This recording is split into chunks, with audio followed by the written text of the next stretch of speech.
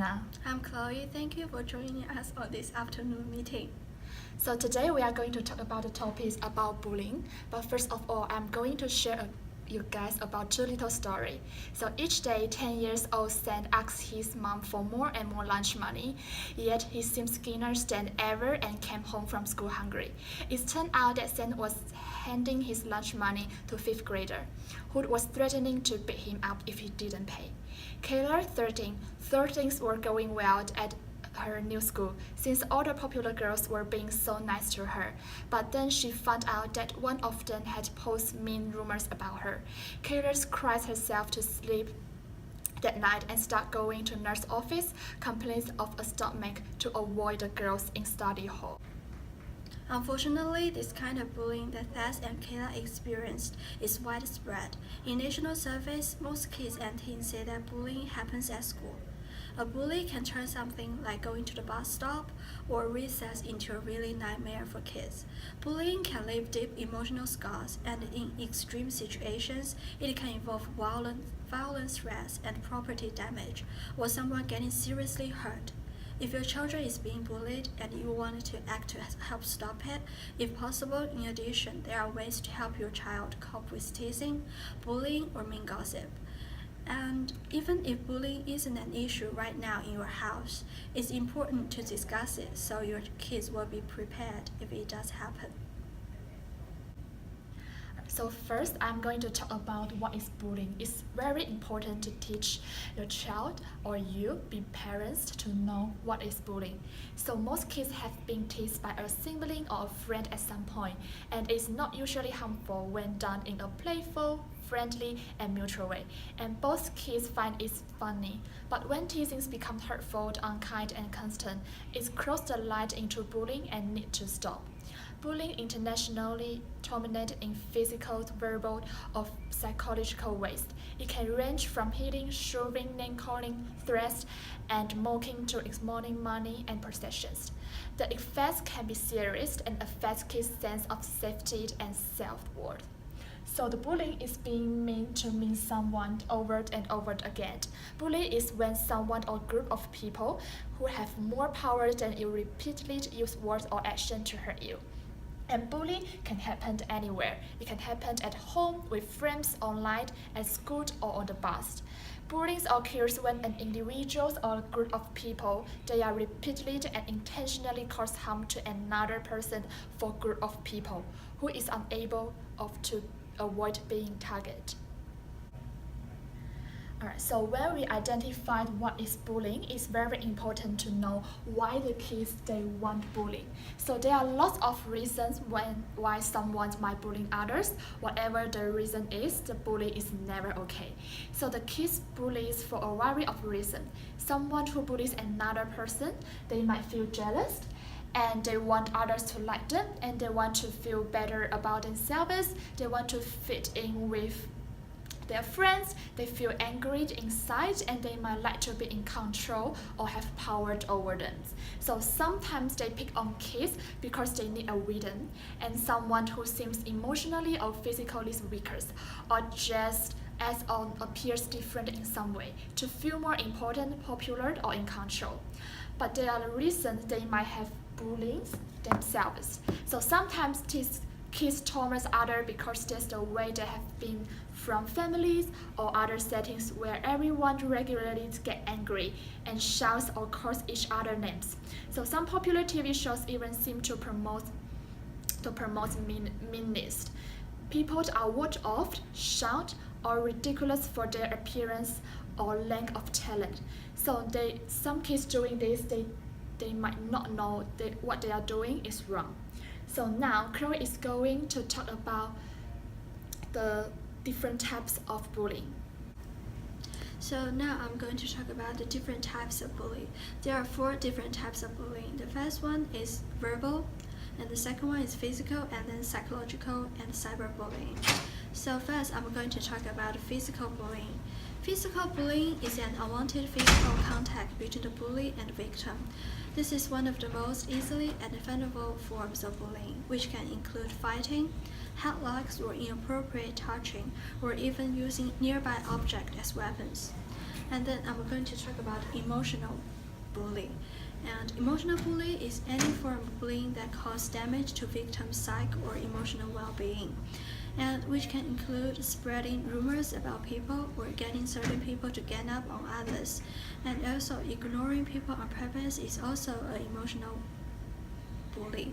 And then I'm going to talk about verbal bullying. Verbal bullying is an statements or occasion that cause the victim their emotional distress, which can include commenting negatively on someone's look or what they're wearing or their body. And also it can happen when they're threatening to cause harm or inappropriate sexual comments. And then I'm going to talk about cyberbullying. Cyberbullying is the quickest growing form of harassment of school campus, and conduct is often described as an intentional aggressive behavior that takes place via new technologies, during which groups or individuals who cannot easily defend themselves. Cyberbullying can occur via cell phones or computers or any new technologies. And cyberbullying can happen 24 hours a day and 7 days a week because it's hard to supervise while you are not here to watch. And we want to focus on emotional bullying today, and Hannah is going to talk to you about what are the impacts of bullying. Right. So as Chloe says, we focus on the emotional bullying. So emotional bullying is the ignoring people's on purpose, and they getting certain people to gang up on others. So why we think like emotional bullying is important, because we think that it hurt the kids psychologically, and it will impact on the kids their human development in a long term. So the major impact of the emotional bully is they might have trouble of sleeping, they lose their appreciate, and they have trouble concentrating. They might feel down about themselves, they might find it hard to cope, they might find they are hopeless and powerless. They might feel alone, sad, angry, or confused. Then most importantly, they might feel alone or unsafe. And in several cases, bullying has contributed to such as suicide or as school shootings. And the impact of emotional bullying, they might also impact on three kinds of person. The person is being bullied, and the person bully others, and the person being bystanders. So the person being bullied, researchers have also identified the negative impact in adults many years after being bullied. So bullying can create high levels of social anxiety and a sense of loss of dignity and agency. Agency is the sense of control a person has over what's happened to them and their life, and their ability to make choice. Feeling powerless and unable to stop the bullying can lead to lasting harm. So feeling of anxiety, fear, and distress about being excluded and being treated with contempt can continue away from the school setting for students who experience bullying in person or online. And the person who bullying others, students who bullies others have been found to have later issue in mental health and educational outcomes, as well as showing criminal and antisocial behavior. So these outcomes do not necessarily mean their bullying behavior results in the later outcomes and the criminal behavior. It is possible something else in the child's attributes, environment, or the experience contributes to both. However, this later outcome suggests that present bullying is an important warning sign of ongoing problems. And also there are the impact on the being a bystander to bullying. So the student who see bullying happen can also experience negative impacts.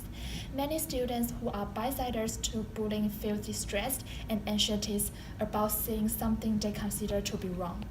Students who see bullying happen to others may also doubt whether they are generally safe at school. Research shows that frequently bullying and reports by students of feeling unsafe at school are closely linked. So feeling unsafe can have a negative impact on learning and participating for all students. Some research suggests that bystanders are key to stopping bullying, but these students are also part of the peer group, and they might well be issue for them if they speak up. So this is very important to discussing. This is to alert you to the difference between what's considered normal social pain and when you need to be concerned and intervened. So sometimes as parents, we can become reactionary rather than thoughtful, or blow things out of proportion and make a situation worse than it needs to be. So now Chloe is going to talk about the what side that parents can know if if their children are being bullied, and she's going to talk about what the parents can do to stop it. So now I'm going to talk about what are the signs if your child is being emotional bullied. There are many signs that shows child is being bullied. Some classic signs to look for are they seem afraid to go to school or taking part in organized activities with peers. And if they appear sad, moody, teary, or depressed when they come home, they are being emotional bullied. And also, if they frequently appear anxious or suffer from low self-esteem, this can also seem like they are being emotional bullied. And also, if you suspect your child is being bullied, remember it's your job to be your child advocate, and so inform others and take action. There are warning signs for children who are experiencing extreme social pain. For example, a child who never gets invited on playdates or birthday parties or never calls anyone themselves. A child who frequently gets stomachache to avoid social situations. A child who is teased constantly or is constantly doing the teasing. Or a child who is regularly bullies or harassing other children, or most kids at some point experience social challenges. And now I'm going to talk about what can parents do if their child is being emotional bullied. No parents likes to think about their child is being bullied or even worse, being a bully.